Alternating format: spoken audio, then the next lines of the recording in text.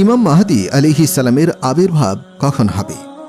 মানুষ শান্তি চায়, স্বস্তি চায়, নিরাপত্তা চায়, নির্ঝঞ্ঝাট জীবন অতিবাহিত করার প্রত্যাশা করে। একবিংশ শতাব্দীর প্রথম পৈঠায় অবস্থানরত মানুষ শান্তিতে কি আছে? উত্তর নেতিবাচক। নেই। কেন নেই? কি জন্য নেই? এর সংবাদ প্রদান করে গেছেন সৈয়দুল মুরসালিন খাতামুন নবীন মুহাম্মদুর রাসূলুল্লাহ সাল্লাল্লাহু আলাইহি ওয়াসাল্লাম।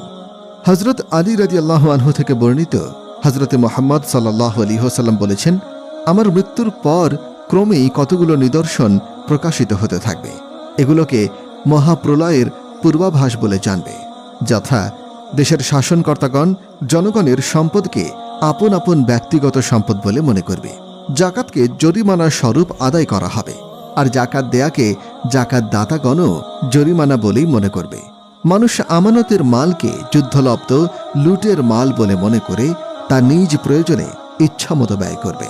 স্বামীগণ স্ত্রীর বাধ্য ও অনুগত হবে এবং স্ত্রীদের অনুসরণ করবে। ছেলেমেয়েরা পিতামাতার অবাধ্য হবে এবং অসৎ লোকের সঙ্গে বন্ধুত্ব স্থাপন করবে। দেশের জনসাধারণের দুরবস্থা এত অধিক পরিমাণে বৃদ্ধি পাবে যে অধিকাংশ লোকই মৃত্যু কামনা করবে।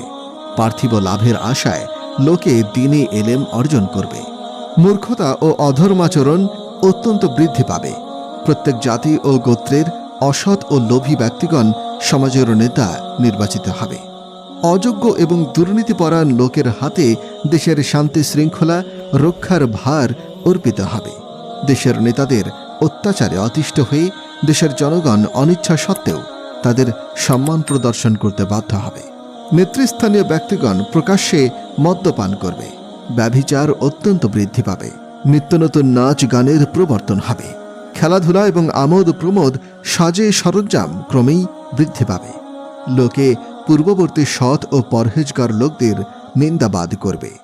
বড়দের প্রতি শ্রদ্ধা, ছোটদের প্রতি স্নেহ মমতা এবং পরস্পরের প্রতি মায়া করুণা বিলুপ্ত হয়ে যাবে। নারীর সংখ্যা পুরুষের চেয়ে অধিক বেশি হবে। লজ্জা শরম আদব কায়দা উঠে যাবে। কথা ও কাজ কারবারে মিথ্যা প্রচারণা, প্রবাঞ্চনা এবং প্রতারণা অত্যন্ত বৃদ্ধি পাবে। পৃথিবীর বিভিন্ন স্থানে মাটি ধসে যাওয়া, আকাশ থেকে পাথর বর্ষিত হওয়া, আকৃতি পরিবর্তিত হওয়া প্রভৃতি আশ্চর্য ঘটনা সংঘটিত হতে থাকবে। মুসল্লিগণ মসজিদে বসে উচ্চস্বরে হাসি তামাশা, গল্প গুজব, তর্ক বিতর্ক, এমনকি অশ্লীল গালিগালাজ করবে। লোকে প্রবঞ্চনা, প্রতারণা ও মিথ্যাকে বুদ্ধির পরিচয় বলে মনে করবে। মানুষের অন্তর হতে আল্লাহর ভয় তিরোহিত হবে। মুসলমানদের উপরে কাফের ও মুশরিকগণ ক্রমেই প্রভাব বিস্তার করতে থাকবে। মুসলমানগণ পরাজিত এবং তাদের বিত্তশালী নেতা শহীদ হবেন।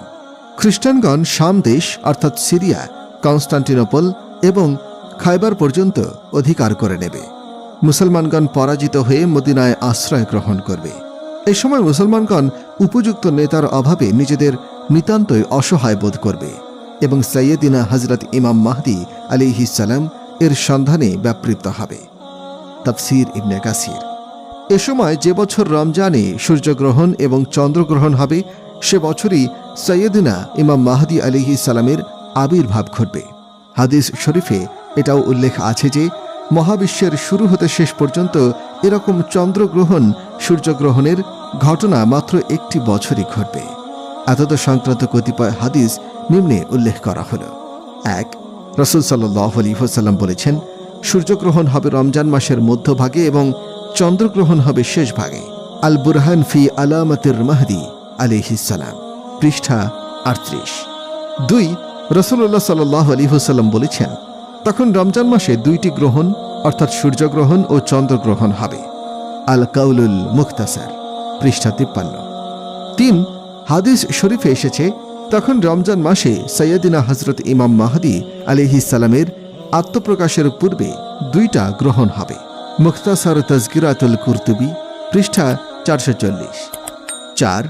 হাদিস শরীফে এসেছে, চন্দ্রগ্রহণ ও সূর্যগ্রহণ রমজান মাসেই অনুষ্ঠিত হবে।